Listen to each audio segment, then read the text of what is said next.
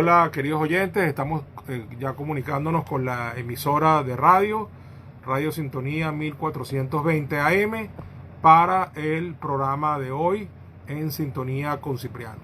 En la presidencia de la emisora está la doctora Ana Mireya Obregón, en la coordinación de producción Toti López Pocaterra, en los controles nuestro amigo Luis Guillermo, y bueno, seguimos esperando por la presentación del programa, pero bueno, extrañamente no la ponen, así que voy a hacer de una vez la llamada para ver si podemos entrar entonces con la entrada del programa y bueno, así poder darle comienzo de una vez al programa de hoy. El programa de hoy lo hemos titulado simplemente de actualidad política y económica. Hay un problema aquí definitivamente con la llamada con la emisora. No entiendo bien qué es lo que está pasando, pero algo pasa. Y bueno, si no logramos la comunicación ahorita, pues tendremos que irnos directamente a hacer el programa sin la emisora, porque ya estamos conectados con ustedes vía Instagram Live. Sigue haciéndose la llamada con la emisora, estamos esperando por la presentación del programa. Esperamos por ellos, queridos amigos de Instagram. Seguimos en contacto con la emisora de radio. Que pongan la parte de la introducción del programa de hoy.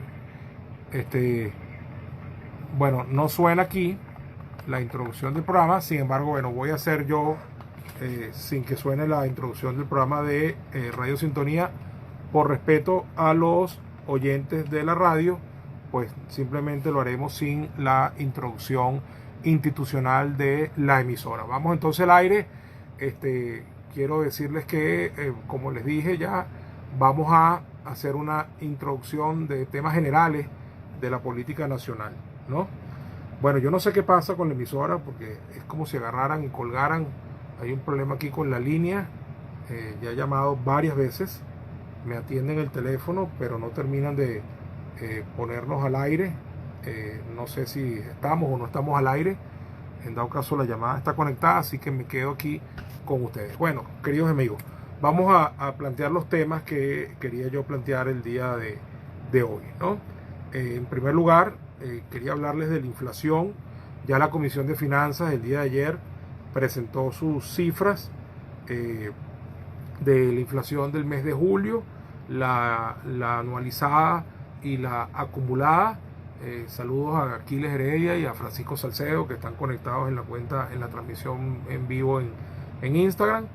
Y bueno, la inflación de julio es de 55.05, es decir, 55%, y la inflación acumulada, es decir, lo que va del año 2020, es de 843%, y la inflación interanual, es decir, desde finales de julio del año pasado al 1 de agosto de este año, es de 4.099%. Esto es del Observatorio Venezolano de Finanzas en conjunto con la Asamblea Nacional. Voy a repetir las cifras porque efectivamente no estábamos conectados con la emisora. La inflación del mes de julio es de 55%. La acumulada, es decir, lo que va del año 2020, es de 843%, y la anualizada es de 4.099%. Bueno, debo decir que técnicamente hablando, y aquí tenemos por ejemplo conectado a un extraordinario economista, perdón, mi amigo Francisco Salcedo.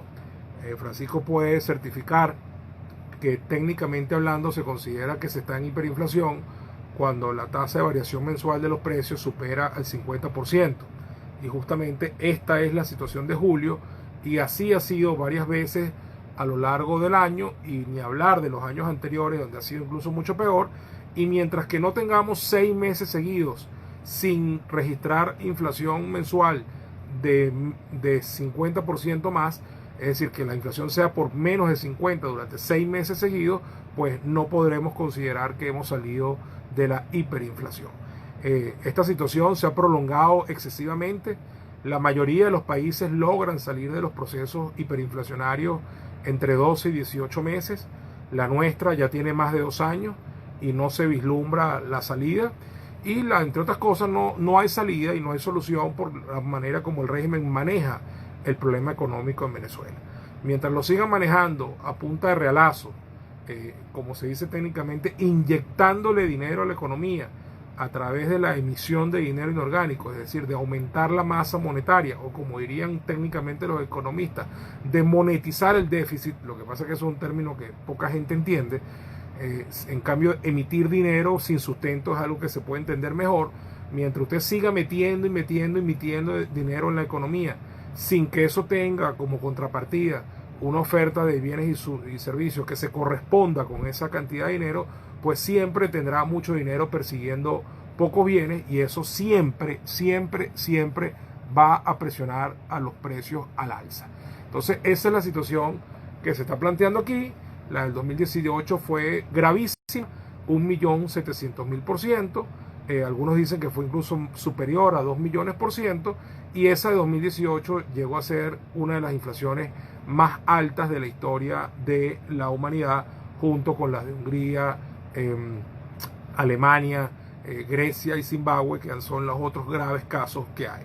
Así que bueno, esta tasa acumulada de inflación no es ninguna tontería, 843%, es decir, la de este año sin duda alguna va a cerrar con 4 dígitos o más. El mes que viene ya la acumulada debería estar por encima de los 1000%, lo cual es una cifra ya de 4 dígitos. Y bueno, la interanual es de 4000% ya, es decir, los últimos 12 meses, desde el 31 de julio del año, desde el 1 de agosto del año pasado al 31 de julio de este año. Y por supuesto, esto proyecta una cifra complicada, al igual que fue la del año pasado. Nunca tan grave como la de 2018, que fue de millones%, pero sí lo suficientemente grave como para que los venezolanos sigamos acusando recibo del problema inflacionario que vivimos, que impide que la gente pueda tener acceso a los bienes que están en la economía. Hay una disminución sustancial de la capacidad adquisitiva del venezolano, y eso por supuesto nos merma de manera importante. En segundo lugar, mejor dicho, no por último, en segundo lugar, vamos a abordar el tema de la evolución del COVID.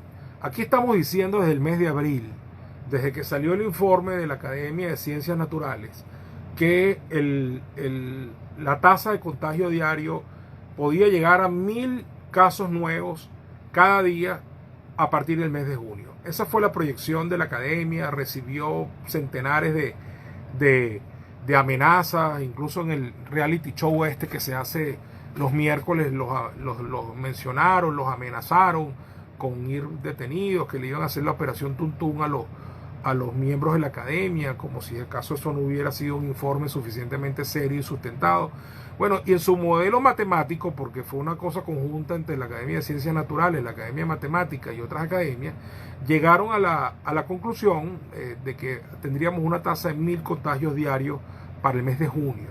Bueno, el régimen empieza a reconocer eso, pero ya en agosto, y la academia pronosticaba que para el mes de septiembre habría un contagio de 4000 casos nuevos diarios. Sin embargo, fíjense ustedes cómo ha sido esto, cifras oficiales desde el viernes pasado hasta el día de ayer, es decir, la semana que ha transcurrido desde la última vez que nos vimos en la última entrega. El viernes 7 de agosto hubo 886 casos nuevos, ¿verdad? Y 208 fallecidos. El sábado 8 de agosto hubo 795 casos nuevos y 215 fallecidos. El domingo 9 de agosto hubo 844 casos nuevos y 223 fallecidos. El lunes 10 de agosto hubo 995 casos nuevos y 229 fallecidos, es decir, el total. El 11 de agosto, 1138 casos nuevos y el número de fallecidos ascendió a 238.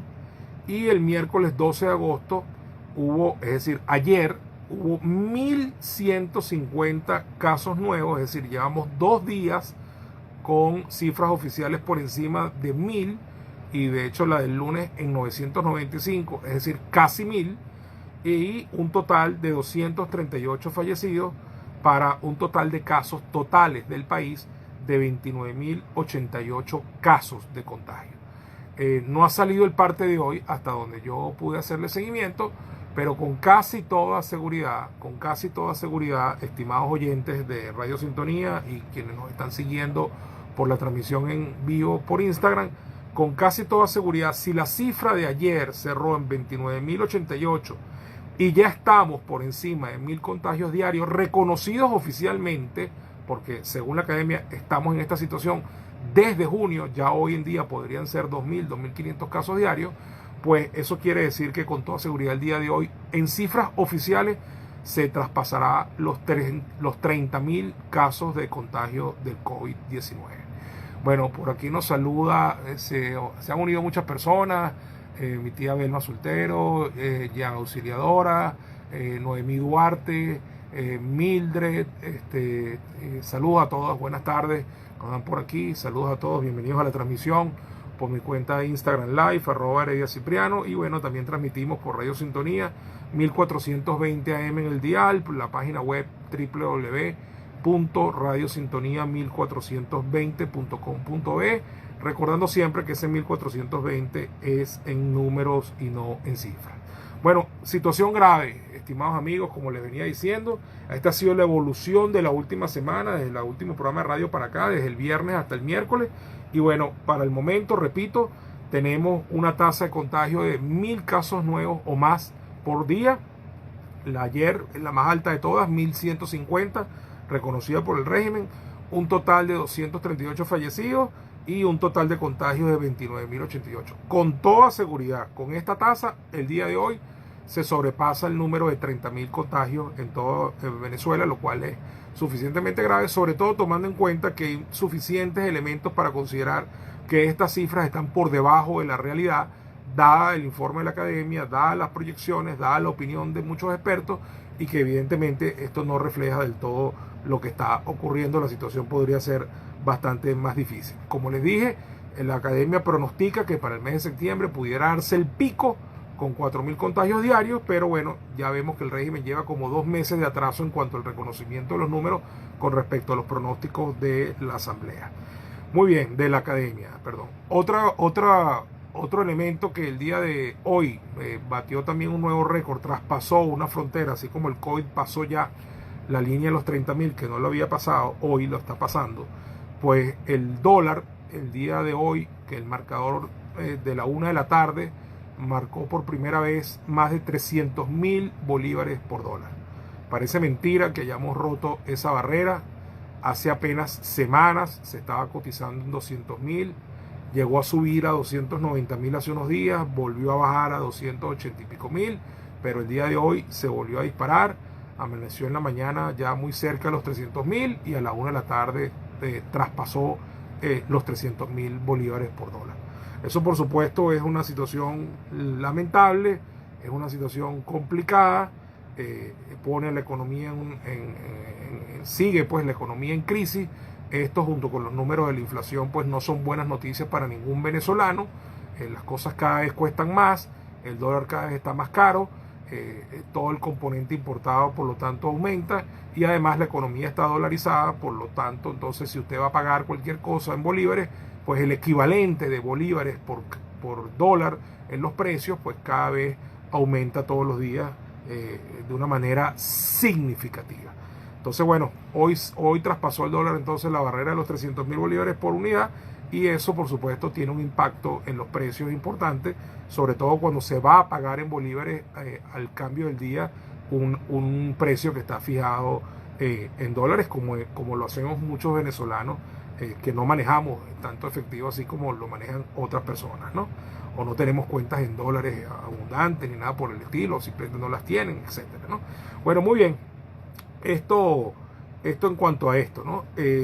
Por último, pues en tercer lugar, quiero hablarles de la semana pasada se lo dediqué completo al comunicado de los 27 partidos que rechazaban en la participación en la farsa electoral que está convocada para diciembre.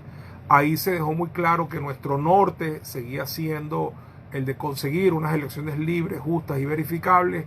Ese debe ser el puerto de llegada de cualquier ruta que se asuma para poder dar al traste con esta pesadilla que vivimos los venezolanos, y al restituir la democracia, hacia allá debe apuntar cualquier esfuerzo que se haga.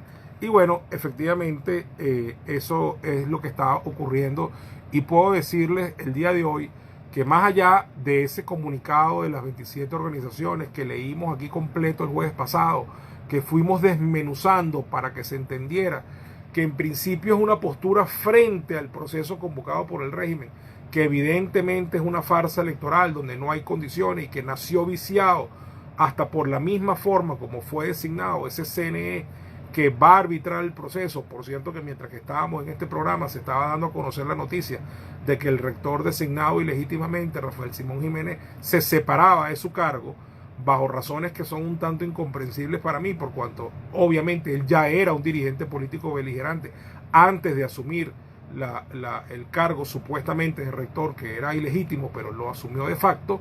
Bueno, evidentemente allí hay una contradicción, porque obviamente no hay ninguna forma de que este proceso tenga la legitimidad posible, porque eso ya había nacido viciado, porque el solo hecho de que lo haya designado el Tribunal Supremo de Justicia y no la Asamblea Nacional, además violentando todos los procesos una vez que ya estaba constituido el Comité de Postulaciones de la Asamblea Nacional, que era quien debía presentarle a la plenaria los nombres que habían sido preseleccionados para su elección final.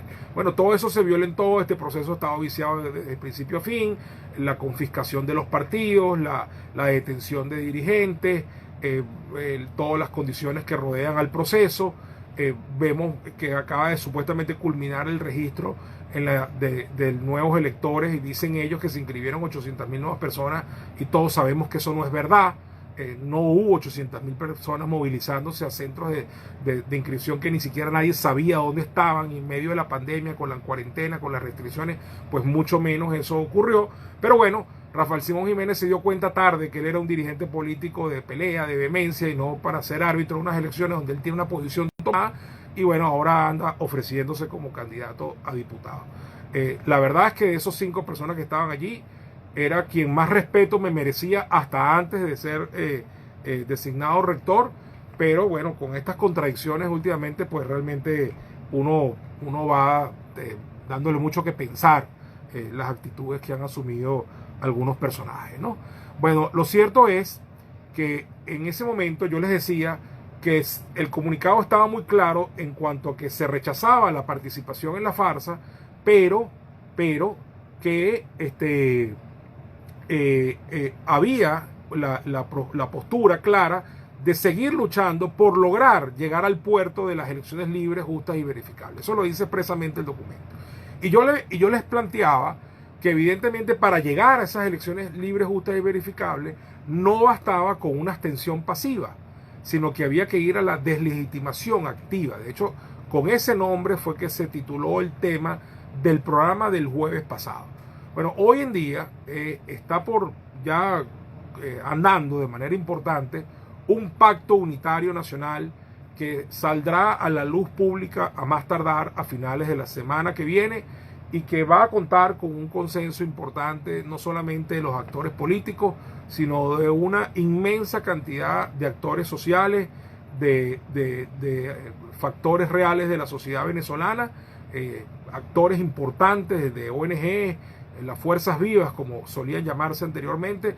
La sociedad civil en sus expresiones orgánicas más importantes va a estar presente, y en ese acuerdo nacional unitario se va a dar a conocer una ruta alternativa a el hecho de la no participación, porque estábamos todos muy conscientes, no fue producto del documento ayer de la conferencia episcopal, sino que era ya una preocupación, que no bastaba con decir rechazamos esta farsa y no vamos a participar en ella, sino que la mera abstención pasiva tenía que ser sustituida por una actitud de deslegitimación activa. Eso ya estaba anunciado, eso ya estaba puesto sobre la mesa. Lo que no se había terminado de definir una ruta concreta que va a ser anunciada en el marco de este acuerdo unitario nacional, cuyas líneas gruesas ya están acordadas entre los principales factores políticos y están en plena consulta y articulación con el resto de los actores de la sociedad civil. Así que es cuestión de días, probablemente cuando tengamos este nuevo programa el próximo jueves, pues ya podamos entrarle de frente al tema de el anuncio del programa unitario, y bueno, ahí vamos a ver exactamente cómo es el asunto de la ruta alternativa. Bueno, hay varias personas que se están uniendo aquí a nuestra transmisión. Se unió Gaby 890, se unió, saludos a Gaby, se unió a Villanueva. Quisiera saber cuál de los bueno, sí, creo, no sé si quién es, si me puede aclarar quién es. Me dice saludos, hermano, te saludo, pero no te ubico. Te agradezco que me digas quién eres exactamente, porque me llegó el nombre que eras un Villanueva, pero no, es Vallenilla. Entonces, disculpa, si me aclaras quién eres, te agradezco para saludarte cordialmente. Igual Nancy Suárez, que lo está haciendo aquí desde Estados Unidos, manda saludos. Muchas gracias, Nancy, tú siempre tan constante. Y bueno, por supuesto, no vamos a esquivar el tema del documento ayer de la conferencia episcopal, que ha generado bastante ruido. Han salido varias por Instagram, pero ya volvió. Ha habido algunos pronunciamientos personales, han salido frases que ha dicho el padre José Virtuoso, ha salido un artículo del padre Ugalde, también muy bueno, donde llama a lo que está convocado para diciembre una mueca electoral. Exige él que sea suspendido ese proceso por todas las irregularidades que la rodean y por la falta de condiciones obvias, que incluso hasta el propio COVID atenta contra su buen funcionamiento, y pide que se suspenda hasta que haya condiciones favorables, no solamente en cuanto a salubridad pública, sino condiciones reales para que valga el voto de la gente, y que hay que privilegiar la manifestación popular y sacar a Venezuela de esta pesadilla que está viviendo. Muy interesante el artículo del padre Ugalde, hay que leerlo. Y bueno, en cuanto al comunicado de la conferencia episcopal, créanme que lo he leído varias veces para poder aclarar sus dudas, etcétera. Incluso ya mucha gente me ha hecho en privado. Y bueno, yo creo que de los 6 puntos que tiene la conferencia, bueno, el sexto es ya una bendición general sobre Venezuela. Amén. Los primeros 5 son los que tienen contenido político claro. El primero habla del sufrimiento del pueblo venezolano, con lo cual nos sentimos perfectamente identificados con la postura de la Iglesia, que se hace eco de ese sufrimiento, hace un llamado a superarlo, y dice que ese sufrimiento es producto de 2 cosas: de una crisis, producto de todo esto que venimos hablando, de la situación socioeconómica que vive el venezolano de hoy, que encaja dentro del parámetro de la ONU de emergencia humanitaria severa, y habla también, por supuesto, del efecto que el COVID-19 está teniendo devastador en el pueblo venezolano. Y bueno, acabamos de revisar las cifras y ya vimos que oficialmente tenemos ya 2 días por encima de más de 1000 contagios diarios, y nosotros sabemos que esas cifras están por debajo de la realidad, y que el pronóstico de la academia era que llegábamos a 1000 casos diarios en el mes de junio. Así que debemos estar en este momento muy por encima de lo que el régimen está reconociendo. Aquí nos dice Nancy que Monseñor Líquer me impactó con sus declaraciones a favor. Bueno, es que yo no he visto las declaraciones de Monseñor Líquer, lo que veo es el comunicado de la Iglesia, y voy a seguirlo desarrollando para que veamos que en la mayoría de las cosas estamos totalmente de acuerdo. Son unas líneas que generaron un ruido allí. Algunos dicen que son confusas, otros dicen que son ambiguas, otros piensan que más bien es una contradicción con el resto del documento. Y bueno, efectivamente yo lo tengo por aquí, esa frase que parece ser una contradicción efectivamente con el resto del documento. Pues la vamos a leer para que todo el mundo tenga conocimiento y no hablen sobre cosas que no han manejado. Y bueno, efectivamente, pues cada quien se hará su propio juicio sobre si es una contradicción o no, o simplemente es una confusión, o es una frase ambigua, etcétera, etcétera, etcétera. Bueno, aquí lo tenemos, pero voy a seguir hablando de lo que venía hablando. Les decía que el punto 1 del documento es algo con el que estamos en total acuerdo, que es el tema del sufrimiento del pueblo venezolano, como producto de la propia crisis socioeconómica que ha creado el régimen, y como producto de los efectos que está trayendo en la salud del pueblo el COVID-19, que se está transmitiendo a pasos muy acelerados. Bueno, saludos a las personas que se están uniendo ahorita a la transmisión por Instagram.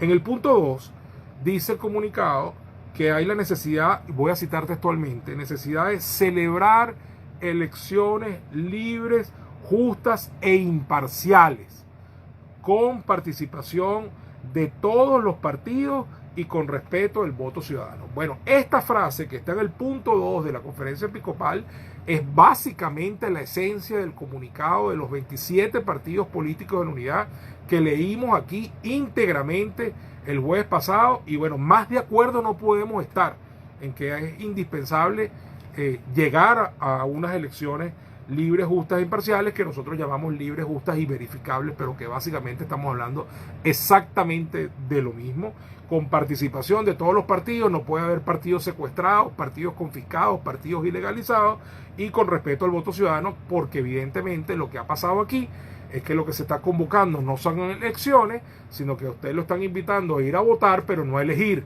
porque todo eso tiene un proceso previo fraudulento que va a predeterminar los resultados, y su voto no va a servir como instrumento de cambio, su voto no va a expresar la voluntad del pueblo ni la suya en particular, y por eso es que la Iglesia y nosotros coincidimos en esta necesidad de celebrar elecciones libres. Luego, en el punto 3 del comunicado de la Conferencia Episcopal, plantean todos los vicios del proceso, hacen una radiografía perfecta de cómo el proceso está viciado de principio a fin, hablan de las irregularidades, hablan de la ilegítima designación de los rectores por parte del Tribunal Supremo de Justicia, de la confiscación de los partidos, utilizan ese término, la inhabilitación de candidatos, las persecuciones, los encarcelamientos, todo lo que nosotros hemos venido denunciando está descrito en el punto 3 de la conferencia episcopal. Así que hasta ese punto estamos totalmente de acuerdo. Son mucho más las coincidencias que el punto que puede generar un desencuentro con el comunicado de la conferencia episcopal, que yo estoy seguro va a ser aclarado suficientemente desde el punto de vista institucional, no porque lo diga Monseñor X o el cardenal tal o lo diga fulanito tal. Ya muchos se han pronunciado a título individual. Les hablaba de la frase del padre José Virtuoso, del artículo de hoy de Luis Ugalde, de las declaraciones que han dado algunos monseñores a título personal.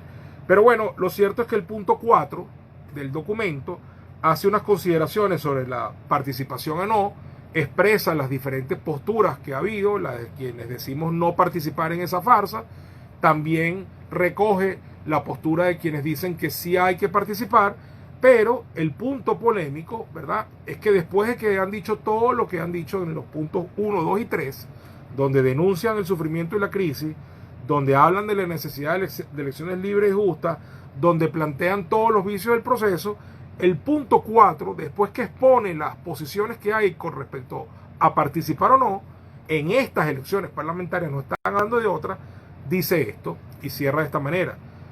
Lo voy a leer sin comentar y después haré mis comentarios. Los últimos 5 líneas del punto 4 del documento de la Conferencia Episcopal. No participar en las elecciones parlamentarias y el llamado a la abstención lleva a la inmovilización, el abandono de la acción política y a renunciar a mostrar las propias fuerzas. Hasta ahí podríamos estar de acuerdo que la abstención pasiva no sirve. Sigue. Algo semejante pasó en diciembre de 2005 y no tuvo ningún resultado positivo. Ya voy a hacer un comentario sobre esta comparación. Y finaliza diciendo, a pesar de las irregularidades, la participación masiva del pueblo es necesaria y podrá vencer los intentos totalitarios y el ventajismo de parte del gobierno. Bueno, esas últimas 2 líneas parecieran que son una contradicción con lo que viene diciendo, porque básicamente es la postura de una de estos factores que está participando, que justamente tiene representación ante el CNE, que ha hecho el razonamiento de que cómo es posible que siendo mayoría no se participen, y esto parece sin duda alguna una invitación a participar a pesar de las irregularidades que el mismo documento denuncia. Y lo que sí voy a decir, porque me parece importante decirlo, es que me parece que la comparación con el 2005 no cabe.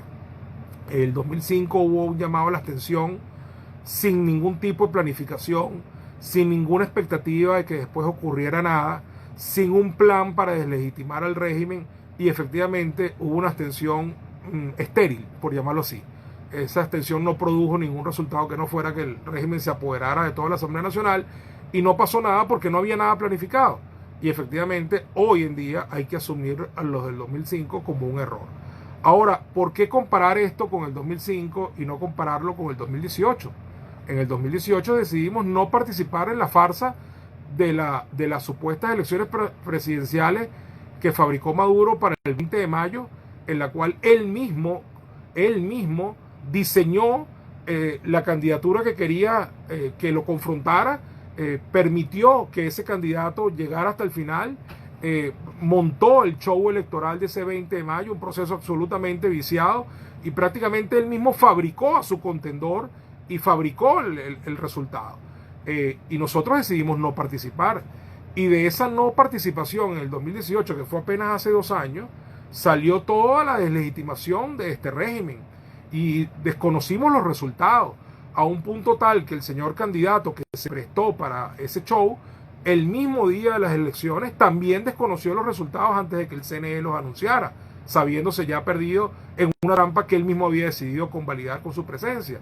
Y de ahí en adelante nos montamos en una dinámica de deslegitimación que efectivamente surtió efecto, que llevó no solamente a la oposición venezolana a desconocer los resultados y a Maduro como presidente, sino que después del 10 de enero del año 2019 llevó a la OEA a desconocer los resultados y a desconocer a Maduro como presidente y a llamarlo usurpador, como lo llamamos nosotros, y después a la Unión Europea por el mismo camino. Y hoy en día 60 países no reconocen a Maduro como presidente de Venezuela, producto de esa no participación el 20 de mayo de 2018, y hoy en día Maduro está ahorcado financieramente, no tiene acceso al crédito internacional y está cercado diplomáticamente, cuando tanto la OEA como la Unión Europea están manifiestamente a favor de la restitución de la democracia en Venezuela, reconocen a Juan Guaidó como presidente legítimo y presionan para que en Venezuela haya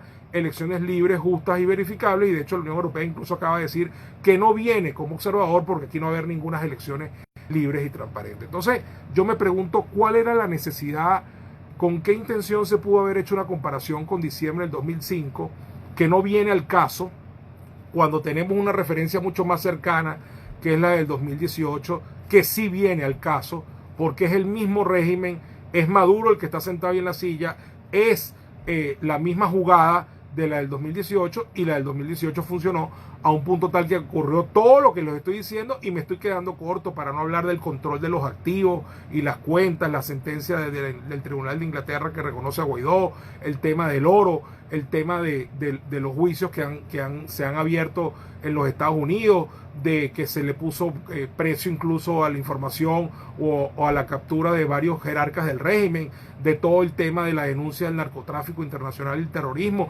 Todo eso ha venido después del 20 de mayo para acá. Entonces eso de que no tuvo efecto, no estoy de acuerdo. No estoy de acuerdo con respecto a comparar esto con el 2005 y no más bien compararlo con el 2018. Que no nos podemos quedar nada más en la abstención pasiva, pero claro, y ojalá este documento que ha generado todo este ruido sirva para acelerar los tiempos, para poner en marcha esa ruta alternativa que va a salir de ese pacto unitario nacional, y que efectivamente toda la dirigencia política, y me incluyo, estamos en deuda con el pueblo venezolano de terminar de fijar esa ruta alternativa a la no participación a este proceso, que ya es una postura, pero no es suficiente, sino que esa postura de no convalidar esta farsa tiene que complementarse con una ruta política clara, y es la que está por anunciarse en este pacto unitario. Ahora, con todo el respeto a la Conferencia Episcopal y considerándolos además una institución no solamente muy seria, sino que ha sido atinada en todas sus posturas anteriores, en todos sus comunicados, ha estado al lado del pueblo venezolano, ha denunciado la crisis, ha denunciado al régimen, ha estado clarísima en su postura. Estas últimas 5 líneas del punto 4 parecieran efectivamente no solamente confusas o ambiguas, sino que mucha gente considera que son una contradicción con el resto del documento, porque parecen efectivamente un llamado a votar en estas elecciones y terminan prácticamente sugiriendo que la participación masiva podría vencer a los intentos totalitarios y a las trampas y los fraudes y el ventajismo del gobierno, y todos sabemos que eso no es verdad. en 2017 lo intentamos en las elecciones regionales. Según las encuestas íbamos a ganar entre 14 y 18 gobernaciones, y eso no terminó siendo así, porque efectivamente, primero, mucha gente se abstuvo porque no confía en el sistema, y en segundo lugar, la maquinaria de fraude que se puso en movimiento antes, durante y después de esas elecciones para impedir la victoria de la oposición en esas gobernaciones que supuestamente se iban a ganarse por las encuestas, fue una cosa brutal. El nivel delincuencial electoral aumentó sustancialmente en comparación con el 2015 e impidió que la oposición pudiera ganar esas entre 14 y 18 gobernaciones que todas las encuestas predecían que iba a ganar. Entonces, estas últimas dos líneas sugieren una postura que ha sido puesta en la opinión pública por una de las partes que sí está participando, y con todo respeto creo que efectivamente es una contradicción con el resto del documento. Yo estoy seguro que esto va a ser aclarado institucionalmente. Además, evidentemente, la Iglesia tiene que formar parte de ese pacto unitario, o por lo menos debe ser consultada, estar de acuerdo, dársele la oportunidad de que manifieste su opinión, como efectivamente ha sido, a través de los vínculos permanentes y los canales de comunicación que están abiertos con ella, para que aclare estos últimos 5 líneas del punto 4 del documento de la Conferencia Episcopal, y sobre todo las últimas 2, que parecieran una invitación, un llamado a votar, porque eso de participación masiva no es otra cosa que en el proceso electoral que está convocado, porque es de lo que viene hablando anteriormente, sino que quedaría fuera de contexto, y insinúa que si se vota se podría vencer el intento totalitario y el ventajismo por parte del gobierno, lo cual sabemos que no es correcto, porque no se ha podido vencer y es una maquinaria de fraude totalmente elevada.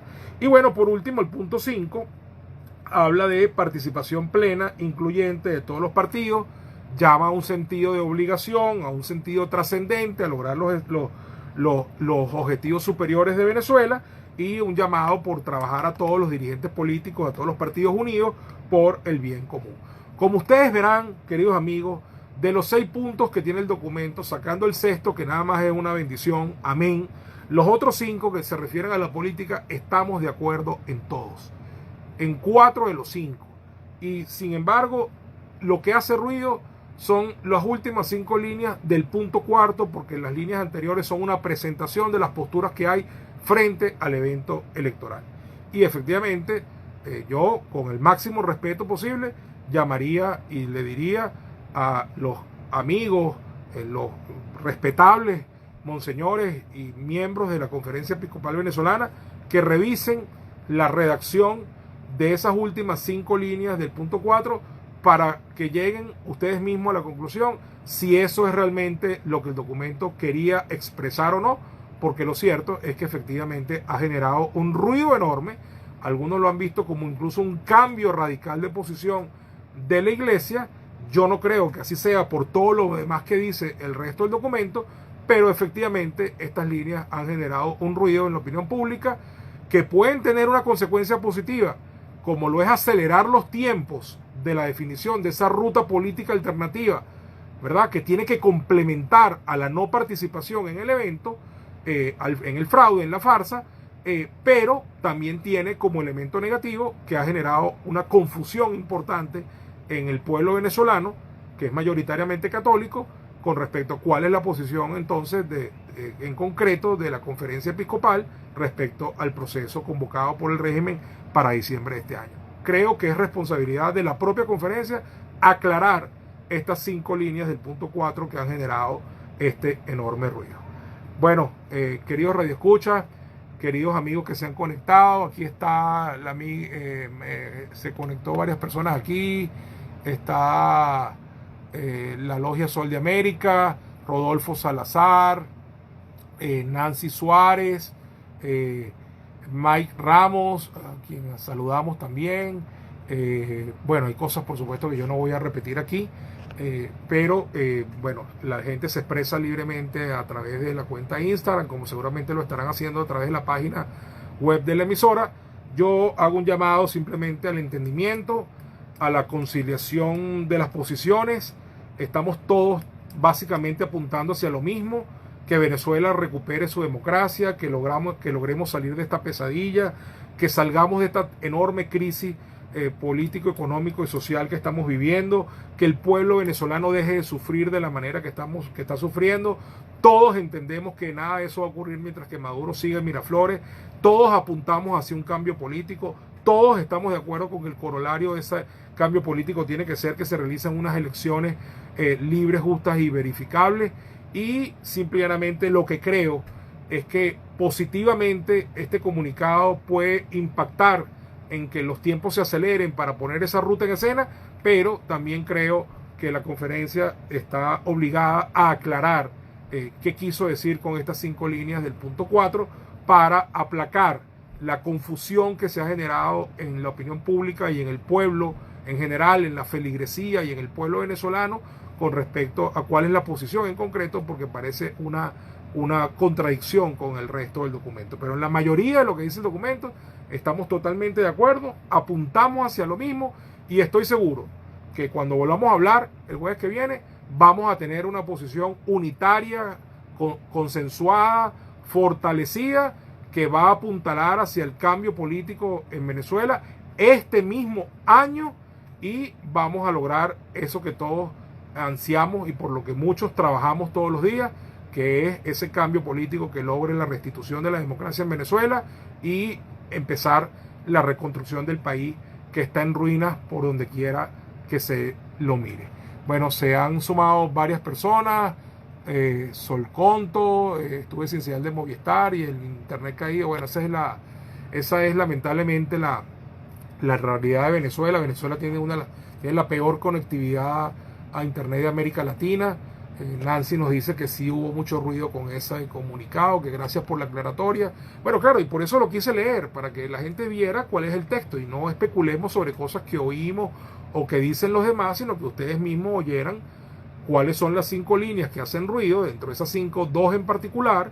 A mí en lo personal también me parece que la comparación con diciembre del 2005 no viene al caso, teniendo como referencia más cercana el 2018, que es una situación que se parece más a esta que la del 2005, que era una situación totalmente distinta. La oposición estaba en una situación totalmente diferente, no tenía la fuerza que tiene ahorita, no tenía el reconocimiento internacional que tiene ahorita, no tenía un presidente legítimo que tiene ahorita, no había 60 países desconociendo al régimen en aquel momento. O sea, son situaciones totalmente distintas que no viene al caso comparar. En cambio, 2018 sí viene a caso comparar y el resultado sí fue positivo y todavía se están generando resultados, aunque lamentablemente no hayamos logrado todavía el objetivo final.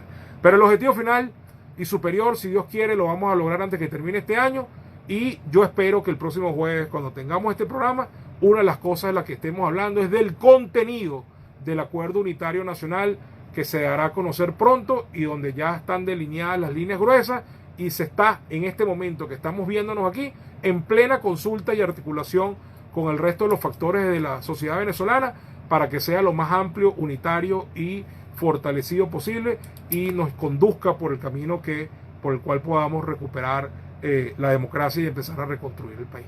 Bueno, queridos amigos, antes de que se corte la transmisión, vamos a nosotros mismos a finalizar. Muchas gracias a nuestros radioescuchas de 1420 AM, Radio Sintonía, la página web www.radiosintonía1420.com.es. Gracias a mis seguidores de Instagram, los que han estado viendo esto en vivo. Lo voy a colgar para que lo puedan ver en diferido los demás seguidores que tenemos a través de mi cuenta de Instagram, @herediacipriano. Quiero volverles a recordar que los capítulos de Hablemos de Historia, que muchos de ustedes me han solicitado, están aquí en mi cuenta de Instagram, @herediacipriano, en una colección que se llama así mismo, Hablemos de Historia, y también están en YouTube, en mi canal, se llama Comunicaciones Cipriano Heredia, y ahí está la serie completa de Hablemos de Historia, que lleva ya 20 capítulos de los más diversos temas de historia de Venezuela. Así que ahí pueden conseguirlo. Vamos a seguir produciendo capítulos que son audios con imágenes de apoyo y cierta musicalización de entrada y salida para la difusión y el debate de la historia de Venezuela, ya que quien conoce la historia de su país sabe de dónde venimos, puede un poco predecir hacia dónde vamos y entiende mejor por qué ocurren las cosas y cómo somos los venezolanos. Bueno, dicho esto, gracias a todos por su atención. Me despido cordialmente hasta el próximo jueves, cuando nos volvemos a ver en Sintonía con Cipriano. Muchísimas gracias.